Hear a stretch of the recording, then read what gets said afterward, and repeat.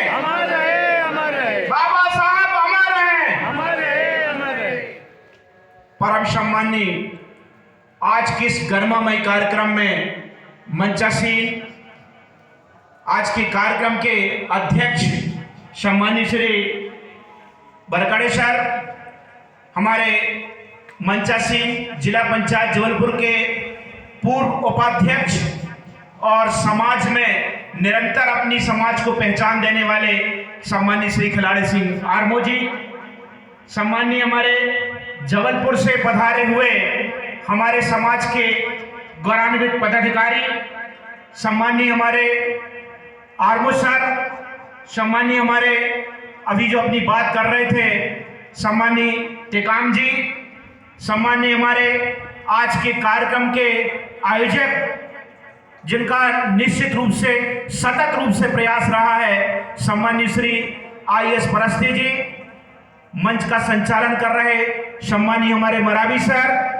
और समस्त हमारे मंचासीन जिनका मैं नाम नहीं ले पाया हूं, और समस्त हमारे इस कार्यक्रम में उपस्थित सम्माननीय प्रबुद्धजन, हमारी समाज के समस्त समाज सेवी, हमारे समस्त आदरणीय शिक्षक साथी, आदरणीय गुरुजन, हमारे समाज के समस्त युवा वर्ग जो आज के इस कार्यक्रम में यहाँ उपस्थित होकर इस कार्यक्रम को गरिमामय बना रहे हैं, सभी को मैं सादर नमन करता हूँ, प्रणाम करता हूँ।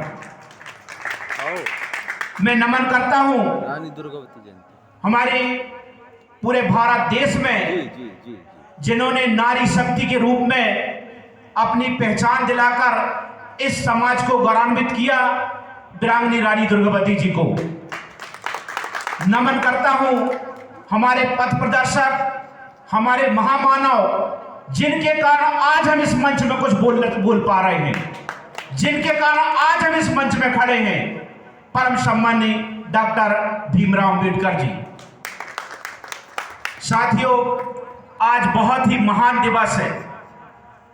हमारे देश की आजादी में निश्चित रूप से 1857 से लेके 1947 तक अनेक योद्धाओं ने अपनी शहादत देकर, अपनी कुर्बानियां देकर इस देश को आजादी दिलाई है, जिनके नाम आज इतिहास में गुम गए हैं, कुछ ही नाम रह गए हैं, परंतु उन नामों को भी हम याद करते हैं, उन समस्त शहीदों को भी हम नमन करेंगे। नमन करते हैं ऐसी नारी शक्ति को आज हम जिनकी जन्म शताब्दी मना रहे हैं, जिनका जन्मोत्सव मना रहे हैं, ऐसी नारी शक्ति को जो आज समाज के लिए, हम सबके लिए बड़े गौरव की बात है। हम याद करें उनकी कुर्बानियों को, हम याद करें कि अंग्रेजों के समय उन्होंने कितनी ज्यादा प्रताड़ना सहकर और इस समाज को आगे लाने में उनका योगदान रहा होगा। आज तो इस कार्यक्रम में बहुत अधिक संख्या होनी थी यहाँ पर, परंतु जितनी भी संख्या है बहुत है इस समाज को जागृत करने के लिए। जैसा कि हमारे भी सम्माननीय श्री टेकाम सर इस मंच से बोल रहे थे कि हम लोग कार्यक्रम करके कार्यक्रम तक सीमित होकर और बाद में हम बहुत कुछ भूल जाते हैं। मैं निश्चित रूप से सम्मानित टेकाम जी को मैं ये बताना चाहूंगा कि शायद कुछ लोग अब होंगे भूलने वाले, अब नहीं रह गए हैं भूलने वाले। अब समाज का हर व्यक्ति जागृत हो गया है, आज समाज का हर युवक जागृत हो गया है, आज समाज का हर युवक ऐसा जागृत हुआ है, अब वो उनकी नहीं चलने देगा जो आज तक ये चलाकर हमारे समाज को दबाते हुए आए हैं। आज हम सब एक हों, एकता का परिचय दें, संगठन का परिचय दें। संगठन में वो शक्ति है साथियों कि हम अच्छे अच्छे को हिला सकते हैं, जिसका भी आप लोगों ने उदाहरण देखा भी होगा।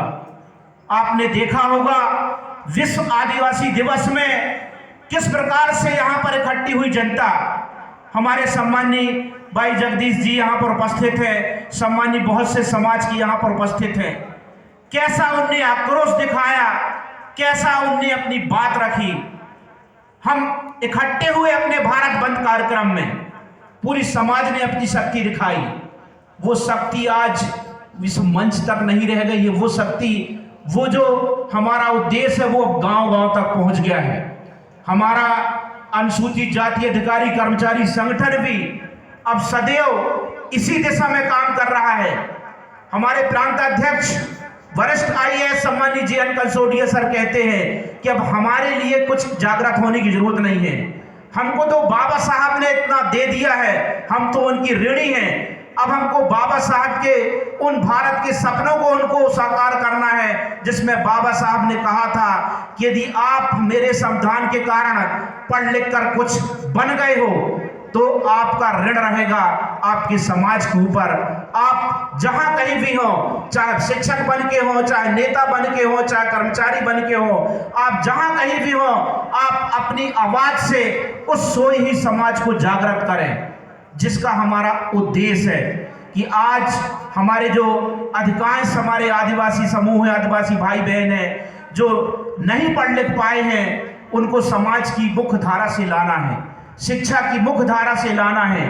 आज हमारे जो समाज के युवक हैं, हम देख रहे हैं, हम जान रहे हैं कि किस प्रकार से आज केवल कुछ संख्या में हमारे वर्ग के लोग आगे बढ़ पा रहे हैं, मात्र कुछ संख्या में, और वो भी लोगों को नजर नहीं आ रहा है। वो भी लोगों को बहुत कहना चाहिए कि ऐसा चुभ रही है कि कैसे इनके वर्ग का आदमी डॉक्टर बन रहा है, कैसे इनका वर्ग का आदमी इंजीनियर बन रहा है। वो यह नहीं जानते हैं कि सुप्रीम कोर्ट से लेकर देश के जगह जगह में आज जो राज कर रहे हैं, किसका राज है हम सब जानते हैं। परंतु आज हमारे समाज के कुछ व्यक्ति आगे बढ़ रहे हैं, हमारे समाज के कुछ युवक आगे बढ़ रहे हैं, तो संविधान में विभिन्न प्रकार के संशोधन कराकर और हमारे समाज को आगे बढ़ने से रोका जा रहा है। इसके लिए हमको एक होना पड़ेगा, इसके लिए हमको लड़ाई लड़नी पड़ेगी। मैं ज्यादा नहीं कहूंगा, हमारे मंच में बहुत से हमारे वक्ता हैं। मैंने पिछली बार भी यही कहा था कि साथियों अब जागने का समय आ गया है, अब लड़ने का समय आ गया है, अब आगे आने का समय आ गया है। हमारे बीच में आदरणीय सम्मानित श्री भारतीय जनता पार्टी के वरिष्ठ पदाधिकारी आदरणीय श्री दिनेश नायक जी उपस्थित हुए हैं, उनका भी हम करतल ध्वनियों से स्वागत करते हैं।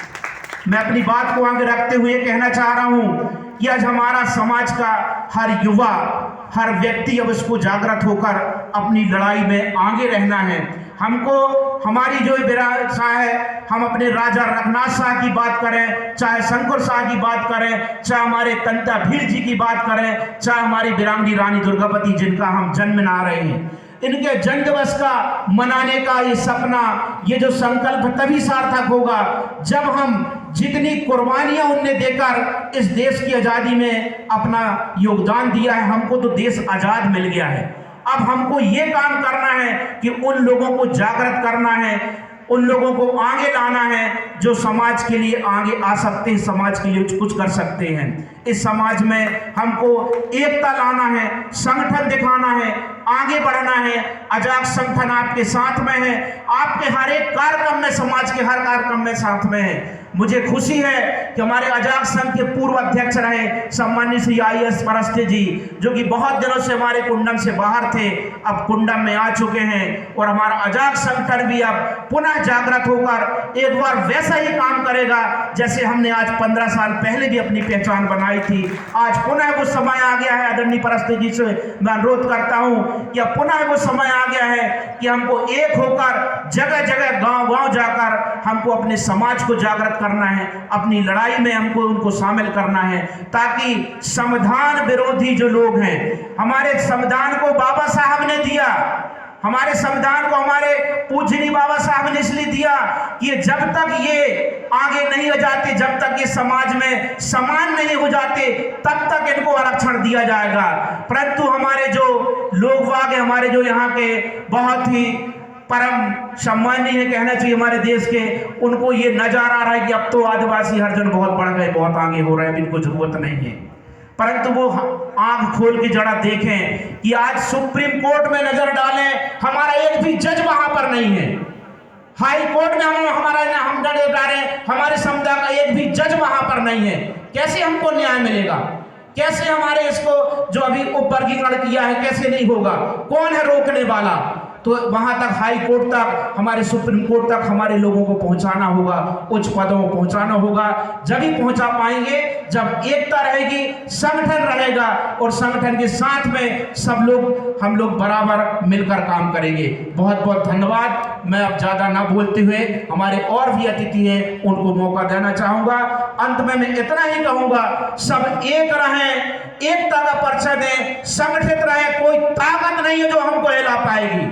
हमारा इतना बड़ा समुदाय है। आज यदि कर्मचारियों बात करें हम पूरे विकासखंड कुंडम में, तो सबसे ज्यादा कर्मचारी हमारे एसटी वर्ग के हैं, परंतु जब साथ देने की बात आती है बहुत कम साथ आते। अब उनको भी हमको पहचान कर सामने लाना होगा, हमको एकता का परिचय देना होगा। बहुत बहुत धन्यवाद। जय हिंद, जय भारत।